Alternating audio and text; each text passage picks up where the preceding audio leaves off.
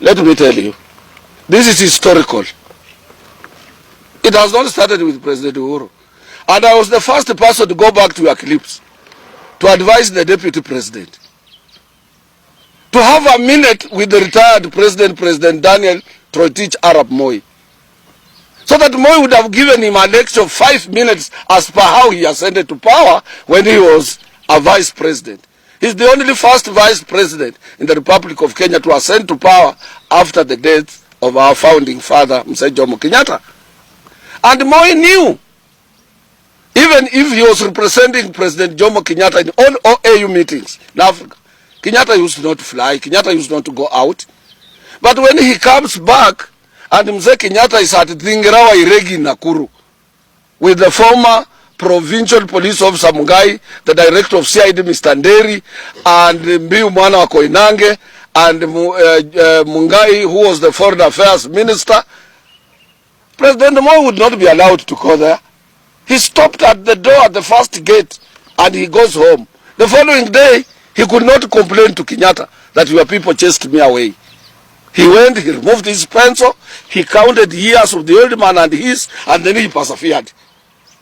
Until when he finished his term, when his time of ascending to power came. When he was introducing him in any rally, he could hardly take 2 minutes. He says, Your Excellency, this is your meeting. I'm only 2 minutes, address your people. But you are my deputy in a public rally. You want to articulate government policies.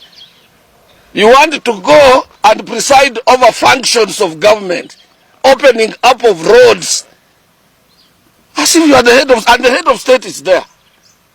Even mentioning the cost of road A to B will cost.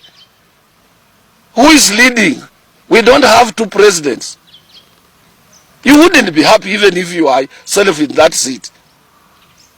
So I advised the people who support the deputy president to tell him to have 1 minute. If you want to ascend to power, you must be humble. You must humble yourself behind those who are before you, even if you know more. But when you assume my responsibilities and I'm on the seat, what do you people want President Uhuru Kenyatta to do to Ruto? What do you want him to do? Because even if he would have stayed there in the church and Ruto stands up, he starts articulating government policies, the roads he wants to put up in Kiambu, even in the home of President Kenyatta himself. And you are there. And you give a room to Kuria, Moses Kuria, to think it is Ruto who is running the government and not Uhuru Kenyatta. You make Wambuku Kunjiri in Nakuru to say it is not Uhuru, he's diverting attention in the house that is not his. And therefore soon he's going to find himself alone. I'm saying as an elder, I have nothing to lose. I'm giving him a free advice. Let him disappear as if he's not there, and he will service 2021 and he will survive. But if he wants to be every place where President Kenyatta is, to go to the church, if you are a sinner, even if you went to Catholic church where I go 1,000 times, you will remain a sinner. You will not wash away your sins.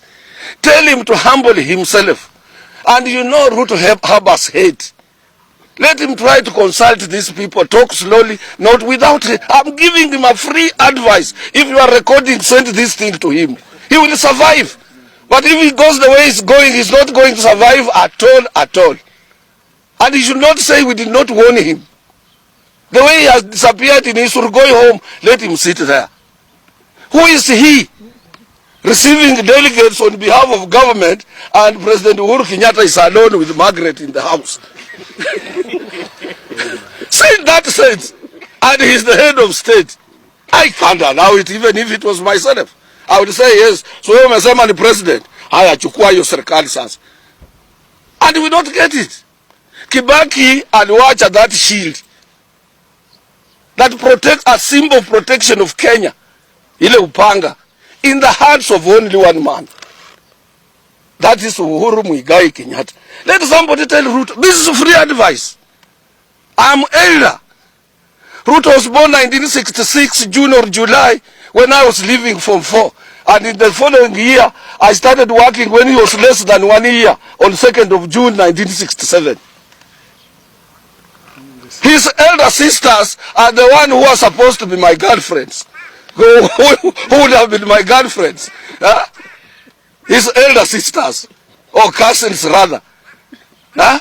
Because he didn't know what was going around.